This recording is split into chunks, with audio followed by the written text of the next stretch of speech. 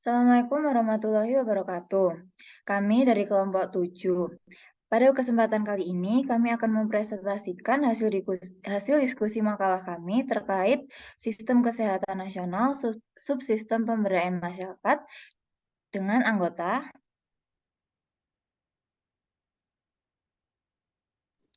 Saya Erni Rahayu. Saya Revalia Mafirani Santoso. Saya Salmania Kansa. Saya Syafanera Aulia. Saya Atiara Rahmanisa.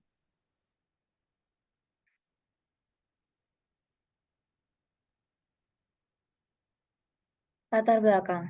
Kesehatan merupakan kebutuhan mendasar yang sangat penting bagi kehidupan tiap individu.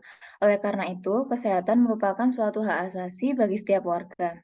Menurut Kemenkes Republik Indonesia tahun 2009, penyelenggaraan pembangunan kesehatan merupakan segala upaya yang dijalankan oleh semua komponen bangsa dengan tujuan untuk meningkatkan kesadaran, dan kemampuan hidup sehat bagi setiap individu agar peningkatan derajat kesehatan masyarakat yang setinggi-tingginya dapat tercapai.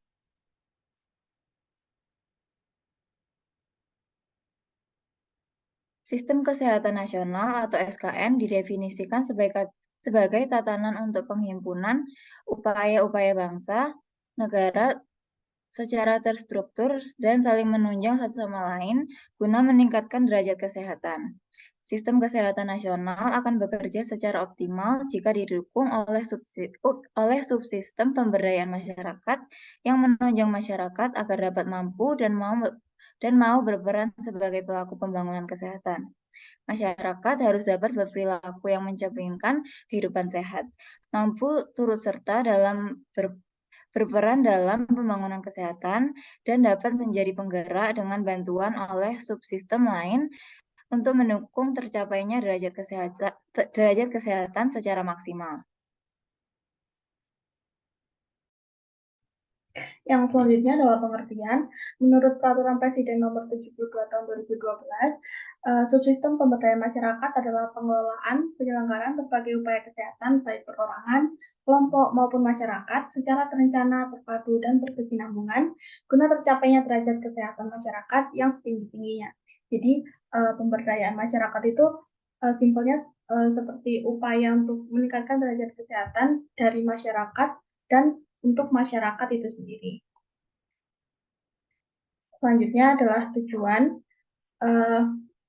Yang pertama adalah meningkatkan kemampuan masyarakat untuk berperilaku hidup sehat, mampu mengatasi masalah kesehatan secara mandiri, berperan aktif dalam setiap pembangunan kesehatan, dan menjadi penggerak dalam mewujudkan pembangunan berwawasan kesehatan.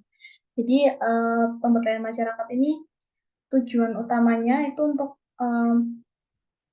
meningkatkan kemandirian dari masyarakat itu sendiri, dan karena terkadang di masyarakat itu memiliki potensi tapi kurang ada yang menginisiasinya.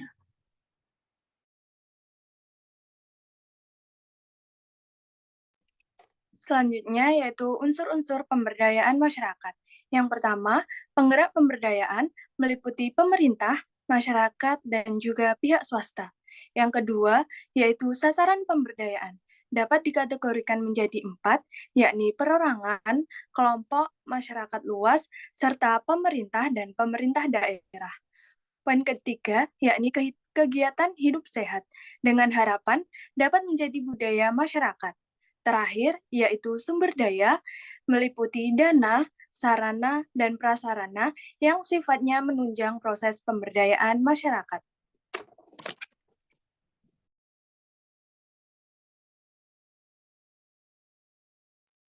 Selanjutnya adalah prinsip-prinsip subsistem pemberdayaan masyarakat, di mana ini tuh ada di Peraturan Presiden Republik Indonesia Nomor 72 Tahun 2012 berkenaan tentang sistem kesehatan nasional.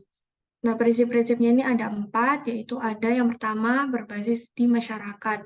Nah, pembangunan berbasis di masyarakat ini meliputi nilai perorangan, keluarga, budaya, dan pelaku-pelaku usaha yang dapat memberikan bantuan. Kemudian ada edukatif, dan kemandirian. Nah, ini tuh dilakukan berdasarkan kesadaran, kemauan, dan kemampuan dalam pembangunan kesehatan. Kemudian yang ketiga ada kesempatan mengemukakan pendapat dan memilih pelayanan kesehatan. Jadi, masyarakat ini memiliki kesempatan yang sama dalam menerima pembaruan terhadap aspirasi dan informasi. Kemudian ada kemitraan gotong royong. Nah, di kemitraan gotong royong ini, semua pelaku itu dapat dilayani dengan semangat kebersamaan, kesetaraan, dan memperoleh manfaat.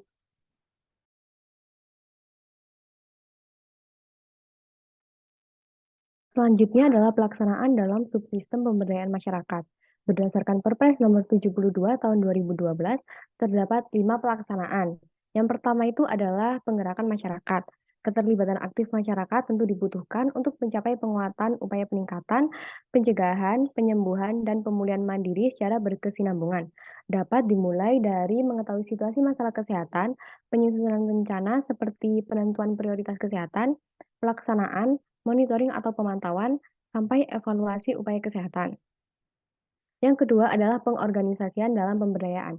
Dilaksanakan dengan memperhatikan karakteristik nilai agama dan budaya sosial masyarakat, karena tentunya terdapat perbedaan budaya antara di desa, kota, daerah pesisir, daerah pegunungan, ataupun di daerah sekitar aliran sungai. Sehingga dengan memahami hal ini, kita dapat memanfaatkan ilmu pengetahuan dan teknologi yang berkembang secara maksimal. Dapat dilakukan perorangan, kelompok, sampai masyarakat luas sesuai dengan kepentingannya, seperti di dalam rumah tangga, institusi pendidikan, tempat kerja, tempat umum, maupun fasilitas kesehatan. Dalam hal ini, pemerintah itu berperan sebagai pembuka akses dialog, menyiapkan regulasi, menyiapkan masyarakat dengan pembekalan pengetahuan dan keterampilan bagi masyarakat, sehingga mereka itu mampu memberikan informasi kesehatan kepada masyarakat lain dan mendirikan layanan fasilitas kesehatan. Selanjutnya adalah advokasi. Masyarakat dapat berperan dalam melakukan advokasi kepada pemerintah dan lembaga pemerintahan lain seperti legislatif untuk memperoleh dukungan kebijakan dan sumber daya demi terwujudnya pembangunan kesehatan. Tentunya hal ini itu didukung dengan bekal informasi yang memadai supaya memperbesar kemungkinan peluang berhasil dan berdaya guna. Yang keempat itu adalah kemitraan. Dilakukan dengan melibatkan berbagai pihak seperti lembaga legislatif, dunia usaha, organisasi kemasyarakatan, perguruan tinggi, hingga masyarakat umum agar terwujud dukungan sumber daya dan kebijakan dalam pembangunan kesehatan. Tujuannya agar kesinambungan pemberdayaan masyarakat tetap terjaga dapat dilakukan dengan berbagai cara, seperti pemberian insentif, pendampingan lomba dan kompetisi, di mana hal tersebut membutuhkan kerjasama antar pihak penyelenggara. Yang terakhir adalah peningkatan sumber daya. Dalam pemberdayaannya perlu didukung oleh pengembangan dan pemberdayaan sumber daya manusia kesehatan yang kuat, pembiayaan yang memadai, dan didukung berbagai sarana lain yang berkaitan. Dengan secara lebih spesifiknya dapat didampingi penggerak yang berperan sebagai fasilitator, komunikator, dan dinamisator dalam proses pemberdayaan masyarakat. Ketersediaan sumber daya ini sangat penting agar dapat tercapai masyarakat yang berperilaku hidup sehat dan mandiri, termasuk pentingnya ketersediaan tenaga penggerak atau promosi kesehatan seperti di puskesmas dan rumah sakit yang tentunya memiliki latar belakang kompetensi dan integritas yang tinggi.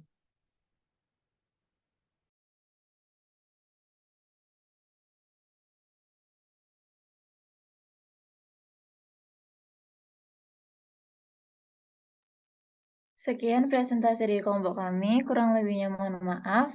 Wassalamualaikum warahmatullahi wabarakatuh.